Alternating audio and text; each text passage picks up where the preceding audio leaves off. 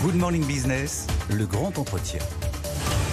8h18 sur BFM Business et sur RMC Découverte, et on poursuit notre émission spéciale ce matin consacrée au jour d'après, après l'attaque de ce week-end de l'Iran sur Israël. L'heure est désormais à la tentative de désescalade. L'ONU appelle à la retenue. Washington ne participera pas à une éventuelle riposte. Notre invité, c'est Bertrand Besancenot. Bonjour, vous êtes diplomate français, ancien ambassadeur de France au Qatar, puis en Arabie Saoudite. Cette attaque de l'Iran sur Israël, ça n'a pas été une surprise. Elle a été annoncée plusieurs semaines à l'avance, plusieurs jours à l'avance. Elle était construite pour être connue, maîtrisée, anticipée. Absolument. Si vous voulez, c'est effectivement à la fois un événement historique, parce que c'est la première fois que les Iraniens passent d'une attaque rhétorique habituelle contre Israël à une attaque sur le terrain. Et tout le monde, naturellement, enfin la dernière déclaration du G7 est très claire, tout le monde à la fois condamne et appelle à la retenue. Cela étant, comme vous l'avez dit, ce n'était pas réellement une surprise. On sait que depuis un certain temps, Netanyahou considère qu'à partir du moment où les Iraniens ne veulent pas d'un embrasement régional, eh bien, il a, si je puis dire, carte blanche pour essayer de faire avancer ses pions. Et on le voit, que ce soit à Gaza, que ce soit les attaques de plus en plus en profondeur au Liban contre le Hezbollah, ou naturellement l'opération contre le consulat iranien à Damas. Alors, il table sur le fait, effectivement, que les Iraniens ne bougeront pas. En même temps, le problème pour Téhéran, c'est que ceci entraîne, à force de recevoir des coups sans réagir, ceci entraîne une forme de perte de crédibilité sur justement la capacité de Téhéran de diriger ce qu'on appelle l'axe de la résistance. Et on l'a vu, un certain nombre de ses proxys commencer à bouger, à se demander pourquoi Téhéran ne réagissait pas. Donc la réaction de Téhéran, comme vous l'avez dit, a été en réalité une réaction qui a été à la fois préparée, calculée, mesurée en termes de moyens. Et heureusement, d'ailleurs, l'impact en termes de victimes ou de destruction a été très faible. Et surtout symbolique, c'est-à-dire toute l'idée derrière cette opération, c'est d'essayer de restaurer la crédibilité de Téhéran sur sa capacité de dissuasion. Et en même temps, ce qui permet à Israël, en disant on a éliminé 99% des attaques, eux aussi, de passer pour un vainqueur de l'attaque. On peut dire ce mot ou pas? Alors, ce qui est clair, c'est si l'objectif était de restaurer la crédibilité de Téhéran, je ne suis pas tout à fait sûr qu'ils aient obtenu leur objectif, parce qu'effectivement, vous l'avez dit, 99% apparemment ont été un échec, et qu'en plus, il est très probable que Netanyahou, de son côté, va vouloir réagir. Alors, quand on dit réagir, quelles sont les options? Il y a eu une réunion du cabinet israélien, on ne connaît pas les résultats, il y a différentes options, il n'est pas sûr que tout le monde soit d'accord au sein du gouvernement, d'ailleurs. Mais en tout cas, on voit bien, il y a deux options possibles.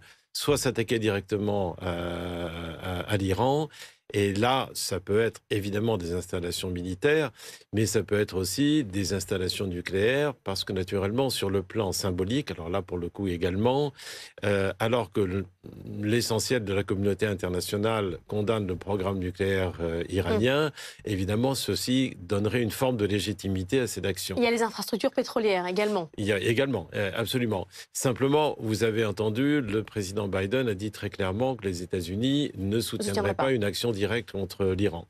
Donc l'autre option, c'est effectivement... Indirect, c'est une fuite en avant à la fois vis-à-vis du Hamas ou vis-à-vis du Hezbollah. C'est-à-dire, il peut prendre prétexte de cette opération-là pour dire... Eh bien maintenant, nous allons à Rafah. Beaucoup de gens sont contre, mais après tout, après ce qui vient d'arriver, nous avons une légitimité à le faire. En partant du principe qu'il y a eu une forme de solidarité occidentale, enfin on l'a vu avec le G7, si ce n'est que, comme vous l'avez vu, le communiqué conjoint du G7 à la fois condamne l'attaque iranienne, mais en même temps appelle à un cessez-le-feu à Gaza. L'autre option, c'est naturellement au Liban, c'est-à-dire effectivement une opération contre le Hezbollah. Mais c'est là qu'il y a un risque important, parce qu'on sait que les Iraniens, s'ils ne veulent pas un embrasement général, enfin régional en tout cas, c'est parce qu'il y a une capacité dissuasive militaire américaine forte et qu'ils font attention. Et la deuxième raison, c'est que s'il y avait vraiment un embrasement avec une intervention directe du Hezbollah, eh bien, il y aurait quand même un grand risque pour l'Iran que la réponse israélienne contre le Hezbollah ferait perdre à Téhéran son joker dans la région, qui est précisément le Hezbollah. Et du côté du Hamas, comment est reçu le message après ce week-end?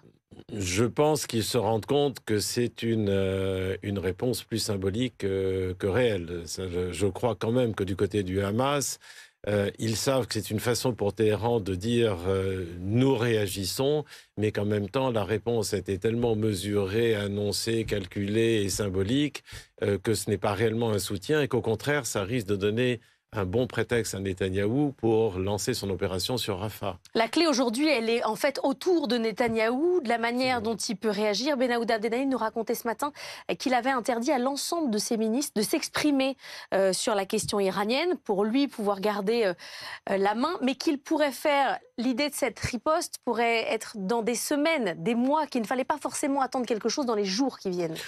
Disons qu'il maîtrise bien de ce point de vue-là ce qu'est la dissuasion.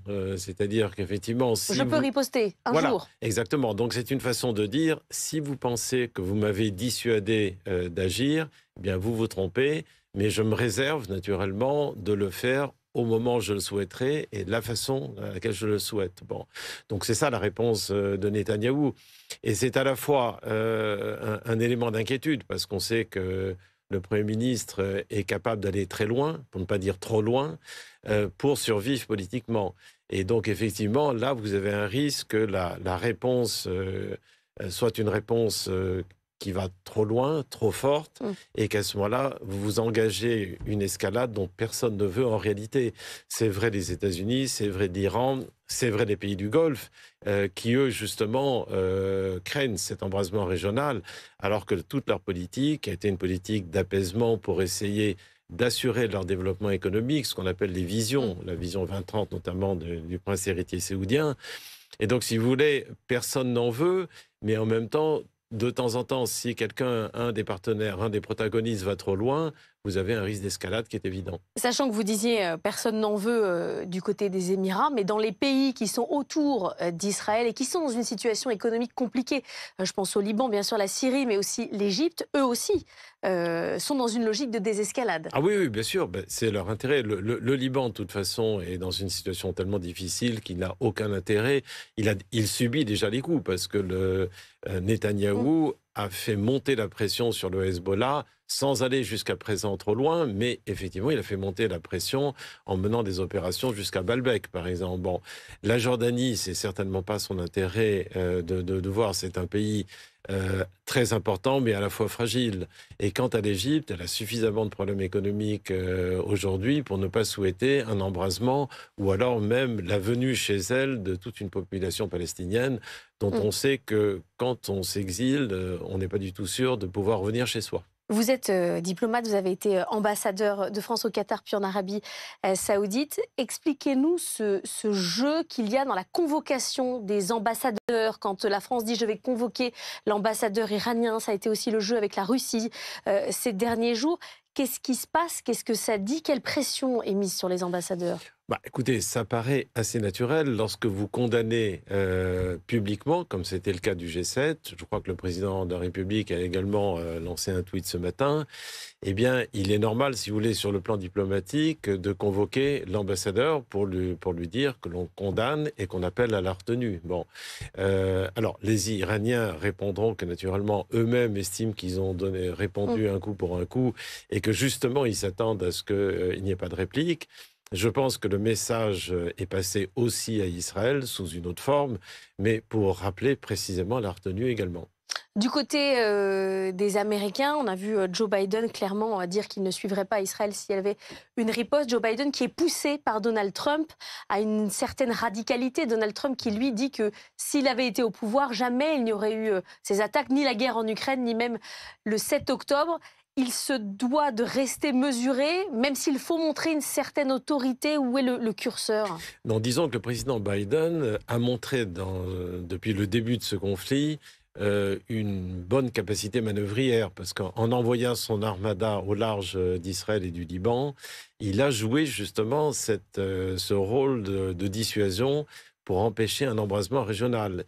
Et on l'a dit, si les Iraniens ne veulent pas justement de cet embrasement, c'est qu'ils savent très bien que le risque militaire d'affronter directement l'armada américaine est trop fort. Bon, c'est aussi l'administration Biden, il ne faut pas l'oublier, qui a quand même obtenu au point de départ les convois humanitaires, qui demande à ce qu'il n'y ait pas eu d'opération sur Rafah, qui menace implicitement de sanctions si les Israéliens veulent aller trop loin, et qui annonce sanctions, publiquement... ce sont les armes. Ce sont les armes, évidemment. Et qui annonce publiquement, naturellement, qu'une opération directe contre l'Iran ne sera pas soutenue. Donc, si vous voulez, l'administration Biden, en plus, évoque régulièrement la façon dont il faut réorganiser l'après-guerre dans la gestion de Gaza, dans la restauration d'une autorité palestinienne, tous ces éléments qui, naturellement, ne conviennent pas à M. Netanyahou, mais qui montrent que les Américains se sont réinvestis au Moyen-Orient et qu'aujourd'hui, c'est eux qui ont les principales clés. Reste à savoir, et vous l'avez dit vous-même, si M. Netanyahou les écoute totalement. Ouais. Bon, et on a vu jusqu'à présent qu'il était obligé de tenir compte des remarques de l'administration Biden, mais que ceci ne l'empêchait pas de mener des opérations et de suivre son propre programme. Merci beaucoup Bertrand Besancenot d'être venu nous voir ce matin dans Good Morning Business.